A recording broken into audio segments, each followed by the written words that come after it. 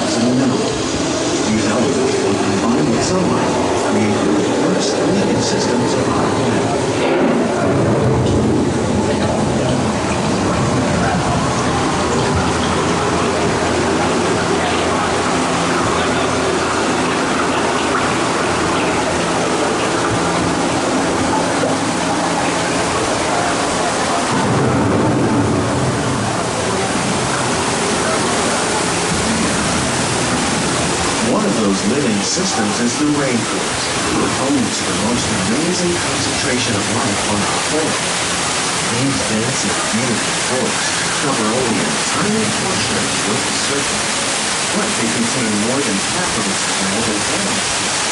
Rainforests are also extremely rich and productive living systems, providing us with oxygen, food, medicine, and other elements essential to our life.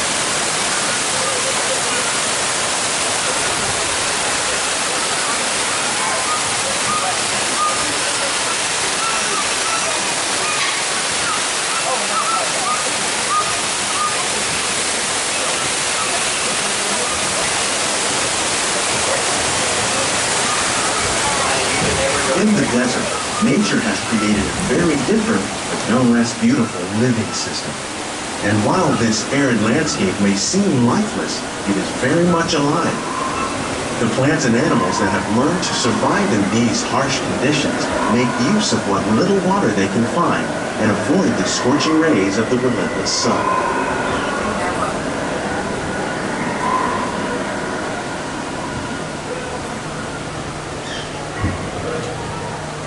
The American prairie once appeared as desolate as the desert, but over time, rainwater and nutrients gradually penetrated the hard surface of this land. Even the hooves of the mighty buffalo helped create the rich soil that would one day become home to the American farm.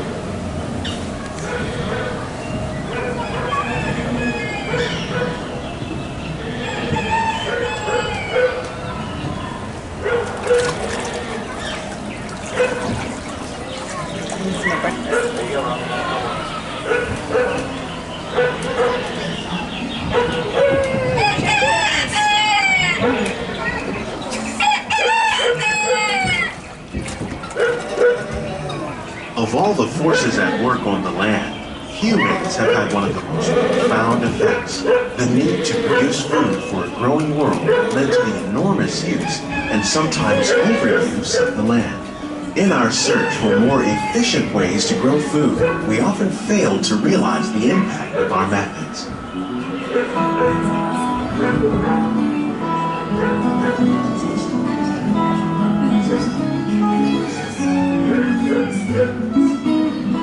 Today, we're learning to live with the land, discovering better ways to grow food that will assure both human and environmental well-being.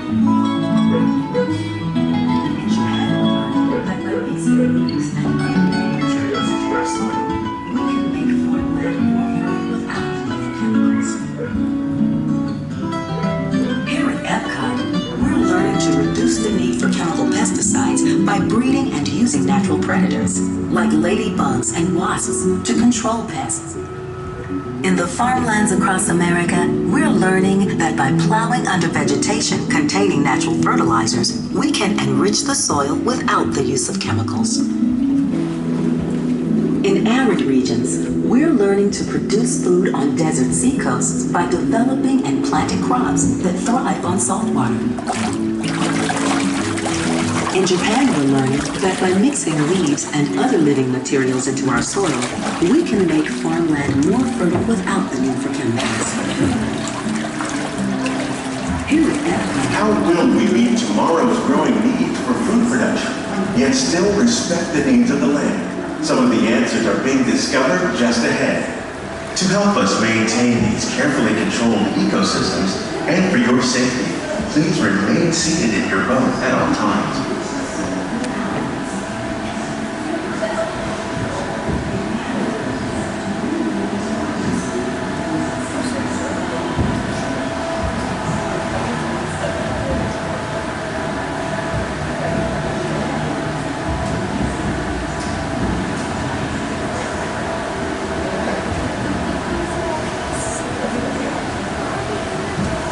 Welcome to our living laboratory, where scientists from EPCOT and the U.S. Department of Agriculture are exploring innovative ways to produce bountiful harvests now and into the future.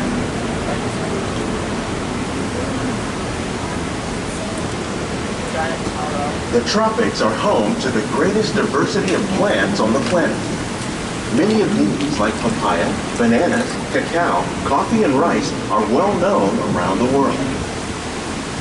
These are just a few of the edible plants that have been an important source of nutrition for people living in the tropics. Many are rich in vitamins and minerals, while others are well adapted to growing in less than ideal conditions. Some, like the water lily, thrive in wet, swampy areas and waterways. All parts of this plant, even the flower petals, are edible. The starchy root of the plant has long been used to make flour for baking.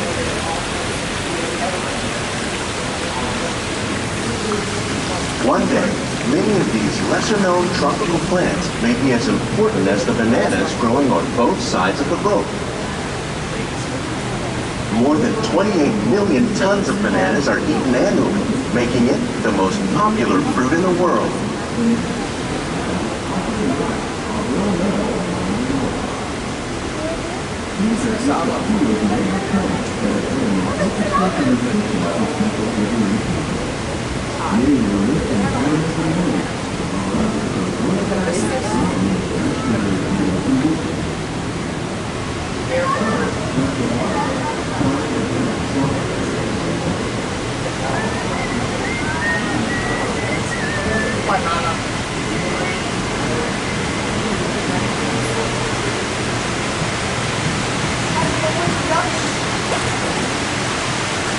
When we mention farming, you probably don't think of fish, but fish farming, or aquaculture, accounts for nearly half of all the seafood consumed globally. Maybe it's eating a lot of tilapia. And catfish, like the ones you see here, are three of the more popular crops raised by fish farmers.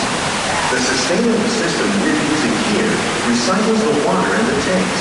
As a result, we're able to save millions of gallons each year.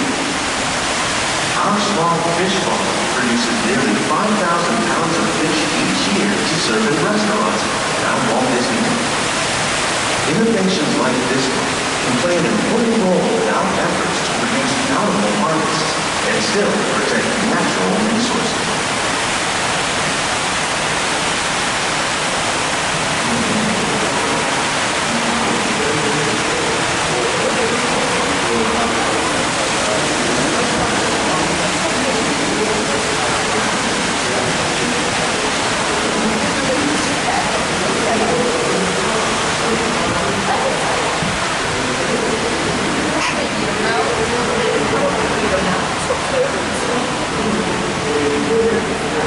While there are more than 50,000 edible plant species in the world, most of us are only familiar with the handful that make up our everyday diet.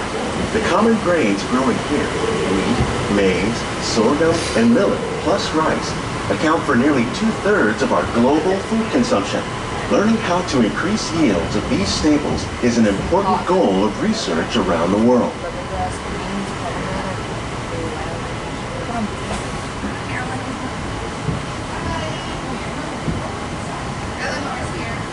Keep doing the great work. Thank you. These plants are definitely on their way up. Innovative growing techniques like these increase yields while more efficiently using resources like water, fertilizer, and pesticides. Another innovation at work here is our integrated pest management program. By populating our greenhouses with beneficial insects that prey on harmful pests, like aphids and flies, we are significantly reducing our reliance on conventional pesticides. We're growing these crops using our nutrient film system. This technique precisely controls and recycles water and nutrients. With it, we can produce over 27,000 heads of lettuce a year in this one small area.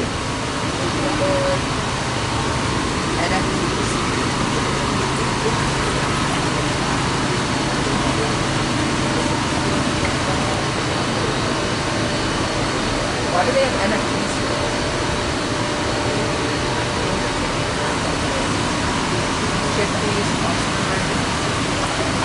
Some of our best ideas have been inspired by nature, like these fruit and vegetable trees. By growing these ground plants vertically, we can increase yields and better control diseases. These crops taste as good as they look. In fact, we serve more than 15 tons of produce from our greenhouses in restaurants here at the land every year.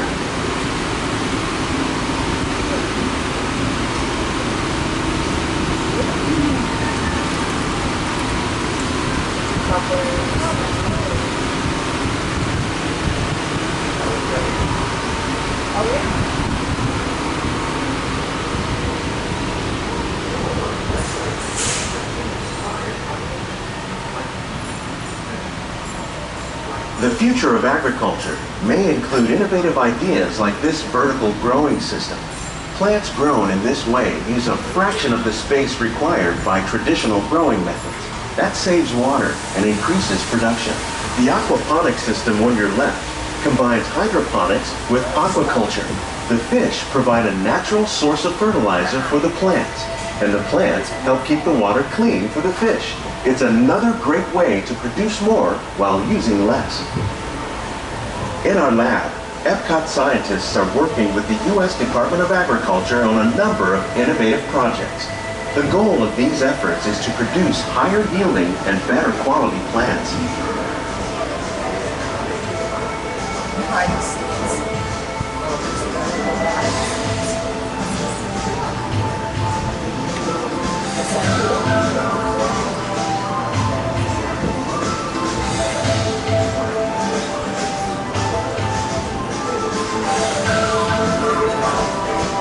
These greenhouses represent just a fraction of the work being done worldwide to produce bountiful harvests for our growing population. Scientists, farmers, and even backyard gardeners are doing their part to improve the quantity and quality of foods that we all rely upon. Together, we can continue to find more ways to increase food production and protect our precious natural environment. Only then will we truly be living with the land.